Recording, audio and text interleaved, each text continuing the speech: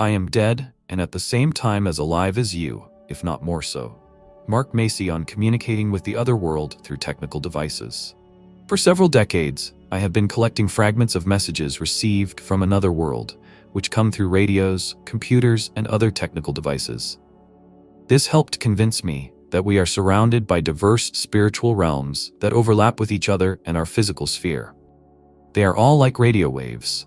These spheres are mixed in the same space, but they have different vibration frequencies, says Mark Macy, who communicates with the other world using various technical devices. Such communication helped Mark Macy to get an answer to many questions. For example, what awaits a person after death, and whether he will have to pay for an unrighteous earthly life. The largest number of souls live in the third sphere. Mark Macy considers Constantine Raudive to be his mentor. The latter became famous due to research in the field of the phenomenon of electronic voice. This phenomenon includes the accidental or intentionally caused appearance on transmitting and recording devices of voices that identify themselves with deceased people. Constantine Raudive used several methods to receive messages from the dead. For example, he would insert an empty cassette into a tape recorder and turn on the recording. At the same time, the device was in a room that was empty. Constantine Raudive also used a radio receiver. He left the radio on, which was not tuned to any station, and made a monotonous noise. This noise was recorded on a tape recorder. Sometimes, when listening to these recordings, Constantine Raudive heard distorted voices. They were what he called the voices of the dead. Thus, Raudive received messages from familiar and unfamiliar personalities. Raudive had quite a few followers. Mark Macy is among them. But unlike his mentor, he receives messages from the other world not only with the help of a radio receiver, but also with the help of computer programs. According to Mark Macy, his research in this area helped him learn about some aspects of life on the other side. With the help of the phenomenon of electronic voice, I learned that after death, each of us is waiting for one of the 14 spheres. 7 of them are light, and 7 are dark. The largest number of souls live in the third sphere. All kinds of souls live here, and some of them don't even know they're dead, says Mark Macy. The inhabitants of the third sphere are those who followed spiritual laws during their earthly life. Such souls enjoy pleasant post-mortem experiences here. The inhabitants of the third sphere are similar to those they were during their lifetime. The average age here is 30 years. In more detail, Mark Macy focuses on messages received from the writer Jules Verne, who after his death found himself in the third sphere. It is known that at the end of his life, Jules Verne had many health problems. He had a heart condition, he almost lost his eyesight, had poor hearing, and suffered from rheumatism. However, at the end of his earthly life, he found himself healthy. So at first he mistook his new state for sleep. It was only after quite a long time that Jules Verne realized that he was dead. He described his new state as follows: "No matter how strange it may seem to you, I am dead, and at the same time as alive as you, if not more." From Jules Verne's messages, I suddenly realized that I no longer have pain and that my blindness has completely disappeared. This allowed me to notice, among other things, that I was in a marble palace surrounded by lush green plants. My hearing, now fully restored, allowed me to enjoy the melodious trills of countless birds. Then I heard music, so soft and sweet that I cried with delight. The local inhabitants spoke to me in a language that I had never heard before. But strangely enough, I immediately understood, and was even able to answer them in it. After the end of life, the hour of reckoning will come for many. Studying the voices of the dead, Mark Macy came to the conclusion that after a person's death, not only beautiful places and palaces await. After the end of life, the hour of reckoning will come for many, the researcher is sure. Retribution awaits the inhabitants of the lower realms. According to Mark Macy, there are fewer souls in the lower realms than in any of the higher levels. In the lower realms, trapped souls share common suffering. They are trapped there because of the cruelty of their thoughts, intentions, and actions. What to do in the lower realms? People torture each other and suffer until they finally feel remorse and find forgiveness. However, from some reports, it can be understood that not every soul can receive this forgiveness, explains Mark Macy. As an example, Macy cites the message of the commandant of Auschwitz, Rudolf Hess, and his other colleagues, who, after their death, found themselves at the mercy of dark spheres. Hess's message says, "The air I breathe is filled with something suffocating. I feel unimaginable pain and fear. I hear the cries and cries of thousands of souls. Their bodies are too heavy for me.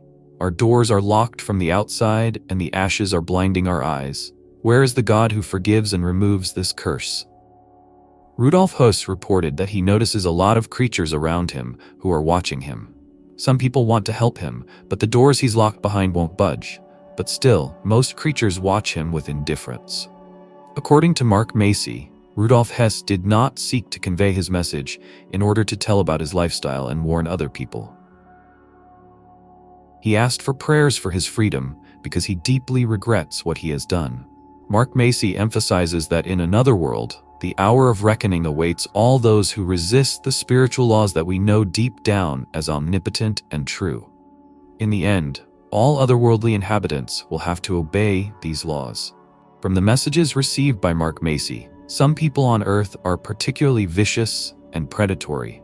They cause others a lot of suffering during their lifetime and arouse the hatred of some of their victims. After death, these people, and sometimes their victims, are dragged into dark realms where terrible suffering and anger are a way of life. Torturers often become tortured. At the lowest levels, there are many pockets of sulfurous flames created by the malice of their inhabitants. Mark Macy also voices the answer to the question he received when communicating with the inhabitants of another world. What should a person do if he keeps returning to familiar old patterns, doing the same things over and over again?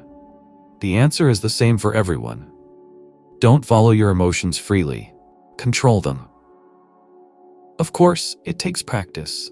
If you really want to become a person of goodwill, but at the same time you just live carefree, without thinking about your actions, then you will never become who you want to be. But if you wake up every morning with the intention of not offending anyone and being kind to everyone, then this will bear fruit. This is not easy to do at first because you quickly forget about your intention during the day, returning to a habitual way of behaving. But if you stick to your intentions, over time you will gain the strength to master yourself, says Mark Macy. In 1959, the medium Attila von Szalay and the researcher of psychic phenomena Raymond Bales published in the Journal of the American Society for the Study of Psychic Phenomena a paper on the discovery of the phenomenon of electronic voices. In an attempt to record voices from the afterlife, they turned on the tape recorder and left it in the closet. When they scrolled through the tape, they first heard a whistle and then the voice itself, an ordinary whisper with a completely meaningful text. In the same year, musician and film producer Friedrich Jurgensen also succeeded in electronic contact with the dead. While in the forest, he recorded birdsong on a magnetic tape, and when he listened to the recording later, he heard an extraneous sound, a female voice telling in Norwegian about bird trills. According to Jurgensen himself, there was no one with him when recording the birdsong. Then, he decided that his tape recorder had accidentally intercepted a Norwegian radio broadcast. Jurgensen spoke a little Norwegian and did a little research. He found out that no radio program had ever broadcast a message with such a text that day. After listening to the recording a few more times, Jurgensen recognized his mother's voice. This shocked Friedrich and prompted him to continue his research. He started recording thousands of different sounds, and similar voices appeared over and over again. For a long time, Jurgensen did not tell anyone about this phenomenon. But in 1963, as soon as he gained confidence in the source of the voices, he immediately invited journalists from all over the world to the first international press conference. After this and other press conferences, the phenomenon of electronic voices became internationally known. In 1967, Jurgensen's book, Friedel's Conversations with the Dead, was published, which is still on sale today. This book was translated into German, and one day it was read by a psychologist, Dr. Constantine Raudive. The scientist was stunned by the possibility of communicating with the dead and decided to visit Jurgensen to learn his voice recording technique. After several successful experiments of his own, Dr. Raudive became a leading researcher on this topic and also published a book called Breakthrough.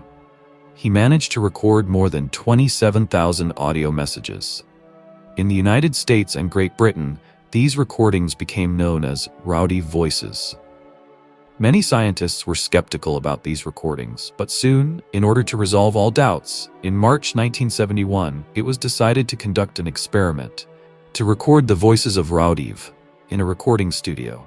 Moreover, for the sake of the purity of the experiment, Raudive was forbidden to approach the equipment and even more so to set it up himself. All he could do was give commands through the microphone from the next room. The engineers also installed special equipment that prevented any radio or television broadcast waves from entering. The recording of Raudive's voices lasted 18 minutes, and none of those present heard anything unusual. But when playing the tape, the scientists found more than 100 voices on it, some of which were heard so clearly that they did not even need to be amplified. The doctor himself never doubted that it was spirits he was hearing, because many voices called his name and claimed to be in another dimension. Later, the concept of electronic voice was expanded and a new term, instrumental transcommunications, appeared.